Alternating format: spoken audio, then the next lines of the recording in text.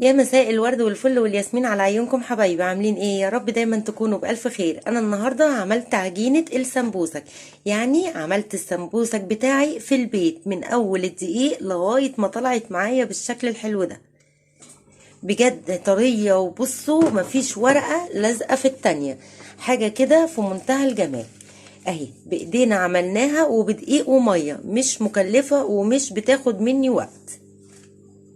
بجد اتمنىكم فعلا تجربوها بنفس الطريقه وعلى البوتاجاز من فوق، يعني ما احتاجناش ولا الفرن ولا لاي حاجه، وطالعه في منتهى الجمال. اهي بجد تحفه. تعالوا كده نروح على الفيديو ونشوف الطريقة والمكونات والمقادير اللي انا عملت بيها السمبوسك بتاعي النهاردة كانت عبارة عن ايه، والطريقة والتسوية بتاعتها كانت ازاي. السلام عليكم ورحمة الله وبركاته، حبايبي واخواتي واصحابي الحلوين، عاملين ايه؟ يا رب دايما تكونوا بألف خير. مساء الفل والسعادة والهنا على عيونكم. النهاردة بإذن الله هنعمل وصفة بصوا كلنا بنحتاجها وكلنا بنحبها وكلنا بنعشقها، وبالذات في ايام رمضان وفي الايام برضو العادية في العزومات والحاجات دي. هعمل النهارده معاكم باذن الله عجينه السمبوسك بايدينا، هنعملها وهترمي معاكي كميه كبيره وهتطلع معاكي احلى من الجاهزه مليون الف مره. بجد كل حاجه طبعا غليت، ويعني النص كيلو اللي كنتي بتجيبيه ب 30 او ب 35 دلوقتي يمكن انا ما اعرفش سعرها بقى كام، بس اكيد طبعا في الغلا اللي احنا فيه ده اكيد سعرها عدى على كده بكتير.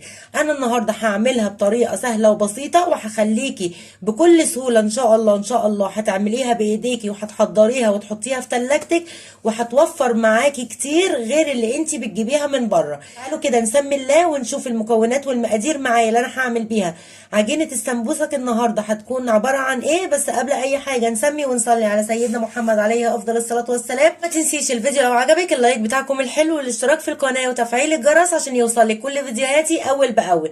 يلا نسمي الله ونشوف المقادير اللي معايا عباره عن ايه. انا عندي هنا نص كيلو من الدقيق، يعني 3 كوبايات او 3 كوبايات ونص من الدقيق، معلقه صغيره من الملح، وعندي 3 معالق كبار من بتوع الاكل زيت، وعندي هنا الميه بتاعتي دافيه للعجن، سواء كوبايتين او اقل من كوبايتين على حسب نوع الدقيق. انا هعجن وهوصل لك المقدار بالظبط بتاع الميه هيكون ايه، وبرده ممكن يختلف معاكي على حسب نوع الدقيق. فانزلي بالميه واحده واحده لغايه ما تلاقي العجينه مسكت معاكي ولمت معاكي، يبقى انت كده وصلتي للقوام المظبوط بتاع العجينه. كده نسمي الله ونشوف اول خطوه للعجينه بتاعتي هتكون ايه. انا عندي طبعا الدقيق متعدد الاستخدامات او الدقيق العادي، تمام، نخلاه اهم حاجه. بس انا عامه بنخل الدقيق بتاعي سواء لاي معجنات، بحب انخل الدقيق بتاعي او الحلويات كمان، بنص معلقه الملح وثلاث معالق كبار من الزيت. وهنزل بقى بالميه بتاعتي دافيه مش ساقعه، بصوا ميه دافيه خلاص، هنزل بيها واحده واحده على العجين. اهم حاجه ان هي واحده واحده، يعني هنزل بنص الكوبايه الاولانيه وهبتدي ان انا الم العجينه بتاعتي. اهم حاجه تنزلي بالميه بالتدريج. هنزل كمان نص الكوبايه التانيه. العجينه اهي لمت معايا خالص من البوله. طيب انا احتجت ايه بقى؟ العجين بتاعي ده او الدقيق بتاعي ده ما اخدش معايا الا كوبايه وربع بس من الميه، عشان كده قلت لك انزلي بمقدار الميه واحده واحده. العجينه بتاعتي اهي، طبعا هي ما فيهاش خميره ولا بيكنج باودر ولا اي حاجه، بس لازم اسيبها ترتاح. انا هسيبها دلوقتي كده نص ساعه ترتاح شويه من العجن طبعا، وبعد كده نرجع نشوف الخطوه اللي بعد كده هتكون ايه. قعدتها كده نص ساعه اهي اهي، طبعا لازم اسيبها ترتاح. انا دلوقتي هطلع العجينه بقى كده معايا على الرخامه. انا دلوقتي هساوي طبعا العجينه بتاعتي، انا عايزه اعملها رول كده عشان اقسمها على 8 قطع. هاخد بقى كل كرة اعملها كده الفها بس تبقى كويس، يعني اهم حاجة ان انا اخليها متكورة كده كويس، تمام اهي. ولو لقيتي واحدة اكبر من التانية خدي من الكبيرة حتة، خلاص اهي. لازم بس اعملها كورة كويس. طبعا عندي طبق هنا عشان احط فيه، وهرشه كمان بالدقيق، لازم احط بالدقيق عشان العجينة بتاعتي ايه ما تلزقش. خلاص اهي اهي. انا كده عندي الثمان كور بتوعي، بصوا كلهم متساويين، يعني نوعا ما كلهم متساويين زي بعض. عندي هنا طبق فيه حبة زيت وده لازم يكون قدامي، وكمان طبق فيه دقيق، لازم الاتنين دول يكونوا قدامي، وهنشوف ليه دلوقتي. هغطي بس العجينة بتاعتي عشان ما تنشفش، وهاخد اول كورة عملتها كده وارش بقى رشة حلوة كده من الدقيق من تحت وكمان من فوق اهو. تمام. انا السمبوسة بتاعتي النهاردة مبنية على الدقيق. هبتدي بقى ان انا افرد العجينة بتاعتي اهو كده بالشكل ده. خلاص هركن كده على جنب. حبايبي انا هنا كملت ايه التمن ترغيفه كلهم. طب انا هعمل ايه دلوقتي؟ انا عايزه 4 ترغيفه بس دلوقتي، يبقى انا هشيل 4 وهسيب 4 قدامي. بصوا كلهم على قد ما اقدر كده، ايه نفس المقاس يكون واحد. غطيهم عشان طبعا ما ينشفش. بصوا بقى ركزوا معايا في الخطوه دي، الخطوه دي مهمه وهيتبني عليها السمبوسه بتاعتي كلها. تمام. انا فردت ال4 ترغيفه قدامي، هجيب الزيت بتاعي هدهن الوش بتاع العيش بتاعي او العجينه بتاعتي اهو كله، يعني هدهن الوش كله اهو. تمام. انا كده دهنت الوش كله بتاعي بالزيت. هجيب بقى الدقيق وهرش كده برضو فوق الزيت. بصي رشه معتبره كده عشان لما احطهم دلوقتي على بعض زي ما هتشوفوا مش عايزاها يلزق اهو كده. انا كده رشيت الاول، حطيت الاول دهنت الوش الرغيف بالزيت، وبعد كده رحت رشه دقيق كده ايه حلوه. تمام. تعالوا بقى ناخد ايه ده اهو، هقلبه كده على الاولاني ده اهو، وتساوي طبعا بقى ايه على اساس ان هما الاتنين يبقوا فوق بعض. تمام كده اهو. وتدهني بقى الوش ده برضو بالزيت اهو اهو، وبالدقيق برضو رشه دقيق عليه. هتاخدي التاني اهو، وزي ما هو كده هحط التالت عليهم بالزيت وكمان بالدقيق. بقى الرابع واحط عليهم. انا بقى هنا هستعمل النشابه الكبيره، وهبتدي بقى ان انا افرد العجينه بتاعتي كده كلها مع بعض، بس هفردها واحاول اخليها شكل مستطيل. تمام اهي. ونقلبها عشان نساوي الجنب اللي تحت اهو. بصوا حاول ان انا اساوي اللي تحت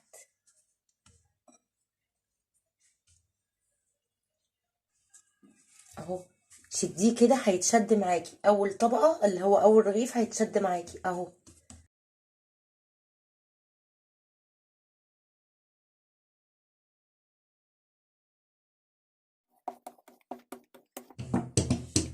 بصوا اهو انا كده فردتها شكل مستطيل كبير. تمام. تعالوا بقى كده الصاج ده بتاع الفرن العادي اللي انا بخبز بيه. تمام اهو. بصوا غسلاه ونضيفه زي الفل. تمام كده. بس انا هستعمل الظهر بتاعه. هعمل ايه؟ هولع البوتاجاز. انا ولعت البوتاجاز وحطيت الصاج بتاعي لغايه ما يسخن، وهوطي عليه خالص. تمام. وهوريكم دلوقتي هنعمل ايه. العجينه بتاعتي دي ازاي اهي كده هلفها على النشابه. خلاص كده اهي.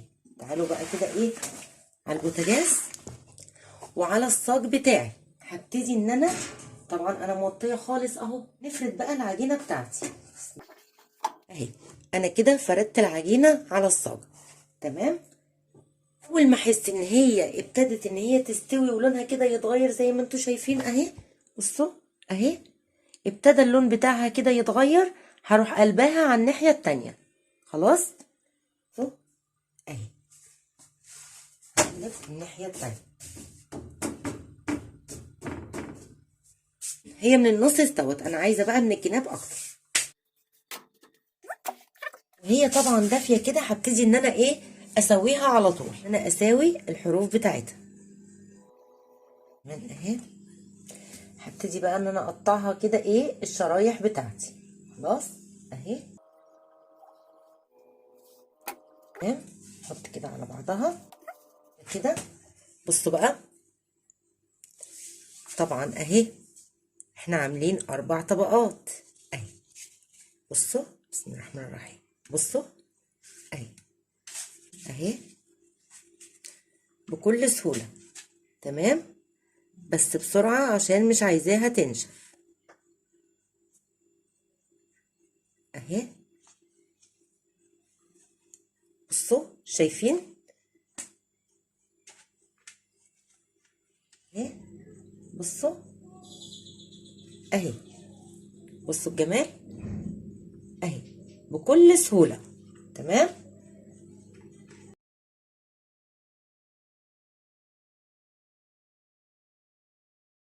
تعالوا بصوا بقى ايه نرصها كده طبعا على بعض اهي اهي. بصوا اهي.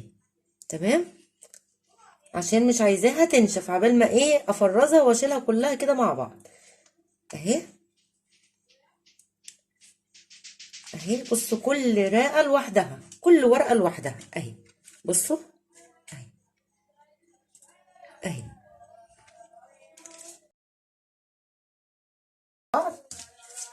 ودول طبعا اللي هم كانوا الحرف ففي الدوران بتاعهم مش مظبوط فانا حطيتهم برضو كده على بعض. سويت الحرف بتاعهم من تحت وحطيتهم على بعض كده من الدقيق اهو كده كله مدهون دهنه حلوه قوي. يلا بقى هرش على كله دقيق كله والحرف وكله. بصوا انا رشه ايه دقيق ومظبطاها حلو قوي. يلا هاخد اول رغيف احط على التاني.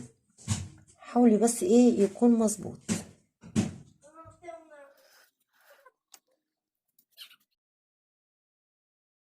برضو رشه من الدقيق عشان لما اجي اقلبها برضو لو في زيت على المفرش برضو ما تلزقش مني وتبوظ. تمام هنقلها عشان هقلبها عشان اساوي الجزء اللي تحت اهو. ساوي طبعا بقى الجزء اللي تحت.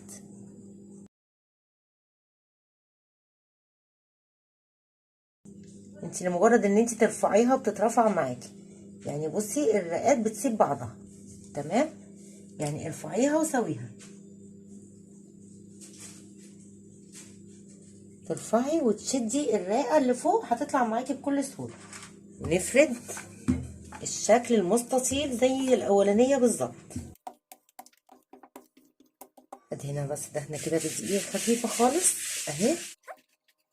تعالوا بقى نروح على البوتاجاز زي ما عملت المره الاولانيه. هبتدي ان انا اسخن الصاج كله بتاعي. بصوا انا فتحت الاتنين اللي هنا وفتحت الصاج اللي في النص العين اللي في النص كمان.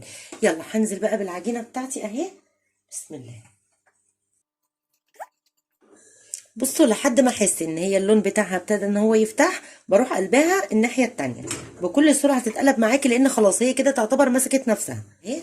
بصوا اللون بتاعها اهو. بصوا بتعمل ازاي. هبتدي ان انا اقلبها الناحيه التانيه.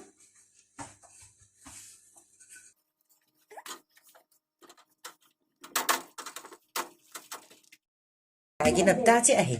يلا بقى هسويها كده من الحرف. انا بصوا سويتها كده ايه وبعد كده هقطعها. يلا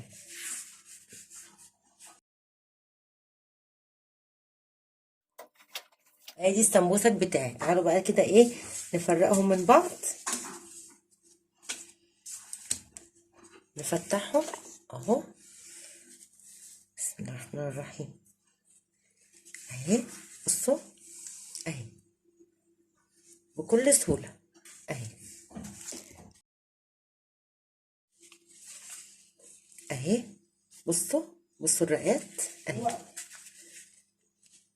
تمام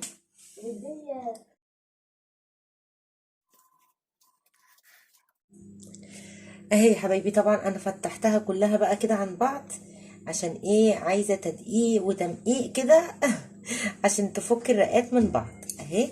وبساوي طبعا الجزء اللي فوق ده. بصوا بصوا عامله ازاي بصوا رقيقه ازاي، بجد في منتهى الجمال. والطريقه زي ما انتوا شفتوا كمان والله سهله، والله مش غلبه ولا حاجه اهي. طبعا هي كده جاهزه على الحشوه على طول، يعني هتحضري الحشوه وهتعمليها كده على طول وخلاص، هتحشي وتقلي اهي. بصوا ما شاء الله، بصوا رقيقه ازاي، بصوا بصوا رقيقه ازاي، بصوا عامله ازاي، عامله زي بجد تحفه، عامله زي الميه اهي. حبايبي رجعت معاكم تاني، وانا كده خلصت بقى ايه الدنيا، وشلت بقى الدقيق والحاجه دي كلها، وادي بقى ايه السمبوسك بتاعي او عجينه السمبوسك بتاعتي اهي. بصوا بصوا مورقه ازاي وحلوه، بصوا بجد اللي هي كل ورقه مختصه بنفسها، مفيش ورقه لازقه في التانية اهي. لا بجد في منتهى الجمال اهي. بصوا بجد تحفه اهي. بصوا عامله ازاي في منتهى الجمال. وبصوا طريه وحلوه قوي قوي قوي قوي، والطريقه سهله جدا، وزي ما احنا شفناها عملناها على البوتاجاز من غير ما احتاجنا بقى ولا الفرن ولا اي حاجه، هتعمليها بايديكي مش هتاخد منك ربع ساعه. بصي رقيقه ازاي وحلوه اهي. بصي اهي، بصوا الورق بتاعها بجد حلوه قوي وطريه وجميله اهي. بصوا بجد اتمنىكم فعلا تجربوها وتعملوها بنفس الطريقه، وما اخدتش وقت معانا وما اخدتش مجهود، وعملناها على البوتاجاز من فوق وبدقيق وميه، يعني مش حاجه كبيره ولا حاجه كتيره ولا غلبه ولا حاجه. سويناها في التسويه بتاعتها على الصاج بتاع الفرن، يعني بجد بصي حاجه كده ايه في منتهى الجمال، وكلها بصي مورقه اهي اهي، كلها ورق كده وحاجه كده تحفه. وطبعا شفنا الطريقه بتاعتها عامله ازاي والمكونات، وعجنتها على ايديا كمان ما احتجتش لعجان. واوعي تستصعبي حاجه، ارمي حمولك على ربنا وتوكلي على الله كده، وحطي ايدك في الدقيق وحطي ايدك في العجين وسمي الله كده، وهيطلع منك، هيطلع من ايدك احلى احلى حاجه باذن الله. ربنا يحسن ما بين ايديكم جميعا، واتمنىكم فعلا تجربوها وتعملوها، بجد حلوه بجد جميله. لو وحشه هقول لكم، والنتيجه اهي قدامكم، ما خدعتكوش في اي حاجه اهي. وطبعا هنا الحروف بتاعتي اللي انا قلت لكم عليها اهي، بصوا مخروشه ازاي جميله بايديكي، عاملاها بنظافه. بصوا سامعين الخروشه بتاعتها اهي. بصوا دي طبعا الحروف والزيادات اللي انا طلعتها من الجناب، تمام. والورقه مثلا بعد ورقه اتقطعت مني وبتاع، طبعا مش برميها اهي. حطي بقى عليها حبه ملح كده ولا حبه سكر بودره، يعني على حسب ايه ما تحبي. بجد اهي في منتهى الجمال. بصوا رقيقه ازاي اهو، ده كده شكلها في التحمير اهي، ما رمتش حاجه.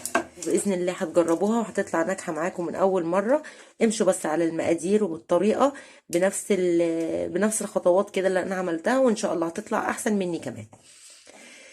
اتمنى الفيديو النهارده يعجبكم، واتمنى وصفتنا النهارده تعجبكم. ما تنسوش بقى الفيديو لو عجبكم اللايك بتاعكم الحلو، والاشتراك في القناه، وتفعيل الجرس عشان يوصل لكم كل فيديوهاتي اول باول. نتقابل الفيديو الجاي على خير ان شاء الله، في وصفه كده سهله وبسيطه. اسيبكم في حفظ الله ورعايته، اتمنى لكم كل الخير والسعاده والهنا وراحه البال. اقول لكم حبايبي تصبحوا على الف خير. سلام عليكم.